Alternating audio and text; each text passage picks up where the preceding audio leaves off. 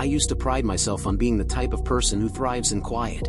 That's why I didn't think twice about staying late to finish the Q3 revenue report. Horizon Tower's 23rd floor was my safe space, even at 1:47 a.m. That night, the first weird thing happened in the bathroom. I glanced at the mirror and saw someone standing behind me. When I sat down, my phone was dead. Not battery dead, screen black, no signal bars. I charged it an hour ago. I tried restarting it, nothing. I looked up at the security camera in the corner. Its red light was off. I pressed the intercom button on my desk, linked to the lobby security desk where Mike, the night guard, always sat, static.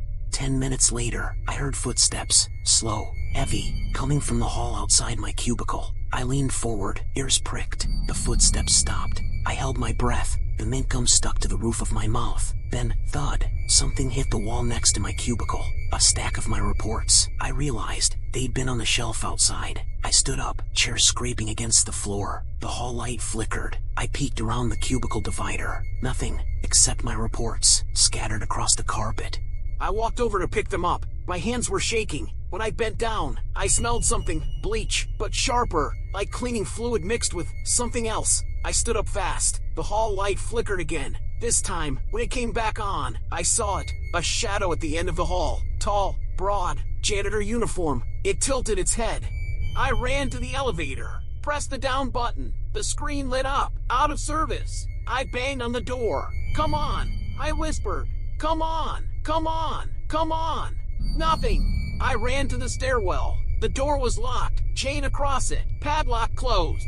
I'd used that stairwell yesterday. It was never locked. I shook the door. Hello? I yelled. Mike? Anyone? The only answer was my echo, bouncing off the concrete walls.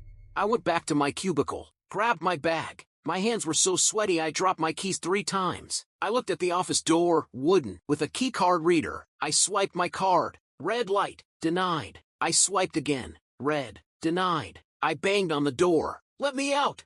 I screamed. My throat hurt. The coffee maker gurgled louder. Then I heard the voice. Emma. Muffled. Male. Close. I spun around. My cubicle was empty. The hall was empty. The voice came again, closer. Emma. It sounded like Mike, but not quite. Like someone was mimicking him, but getting the pitch wrong. I backed up until I hit the wall. My bag slipped off my shoulder. Papers flying. Who's there? I yelled. Mike, is that you? No answer, but I heard the footsteps again. Slow, heavy, coming from the hall. I grabbed the stapler from my desk. Pointless, but it was something. I ducked behind my cubicle, knees pulled to my chest. The footsteps stopped outside my cubicle. I peeked out. The janitor, or whatever it was. The uniform was too big, sleeves hanging past its wrists. The hood was up, shadow covering its face. It held a mop, stringy, dirty, dripping something dark. It tilted its head again, like it was studying me. I held my breath. The mint gum was still in my mouth, but I didn't dare swallow.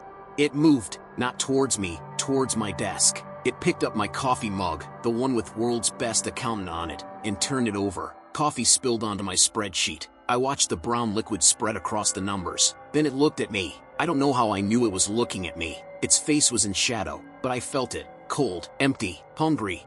I ran. I didn't think. I just ran. Past the cubicles, past the coffee maker, past the bathroom. The copy room was at the end of the hall, small, windowless, with a fire extinguisher and a stack of paper. I locked the door behind me, then leaned against it, gasping. My legs were shaking. I pulled out my phone, 1 bar. I dialed 911. Operator, I'm in Horizon Tower, 23rd floor. There's someone here. They're following me. The line died. Static. I stared at the screen. No service. The knocking started, soft at first, then harder, then scraping. The doorknob jiggled. I backed up until I hit the copy machine. The fire extinguisher was on the wall, red, shiny, heavy. I grabbed it. The knocking got louder. The door shook. I raised the extinguisher over my head. Stay away. I yelled. I have a weapon. The knocking stopped. For a second, I thought it was gone. Then I heard the voice through the door. Emma. This time, it wasn't Mike. It was my voice. My exact voice. Like it had recorded me and was playing it back. I dropped the extinguisher. It hit the floor with a thud that shook the room. And oh, I whispered. And oh and oh and oh. The door burst open. I didn't wait to see it.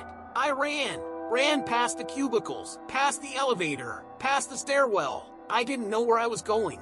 I just knew I had to get away. I turned a corner and ran into the emergency exit in the copy room. Wait, no, that was the other copy room. My brain was melting. The door was stuck. I kicked it so hard my foot hurt, and it flew open. Stairs. I ran down them, taking 2 at a time. My lungs burned. My knee hit a step. Sharp pain, but I didn't stop. I kept running. The footsteps were behind me, closer, louder. I didn't look back. I couldn't. I reached the 10th floor. The door was unlocked. I burst into a conference room, table, chairs, a whiteboard with team building, escape room written on it. I locked the door, then ran to the window. Rain was pouring. I saw a police car outside, lights flashing. I banged on the window, yelling. The officer inside looked up, then away. He didn't see me. I banged harder. The glass shook. The officer got in the car and drove away. The footsteps were in the hall. I looked around the conference room. No other doors, no hiding places. The only thing was a closet, small, with cleaning supplies. I squeezed inside, shutting the door behind me. The closet smelled like ammonia. I held my breath. The footsteps stopped outside the conference room door. I heard the doorknob jiggle, then crash. The door flew open. I didn't hear it come in. I just heard the closet door open. I looked up. It was leaning over me. The janitor uniform, the hood, the shadow face. It reached out a hand, pale, cold, fingers too long. I screamed so loud my throat tore. I kicked it, hit its shin. It didn't flinch. It just kept reaching.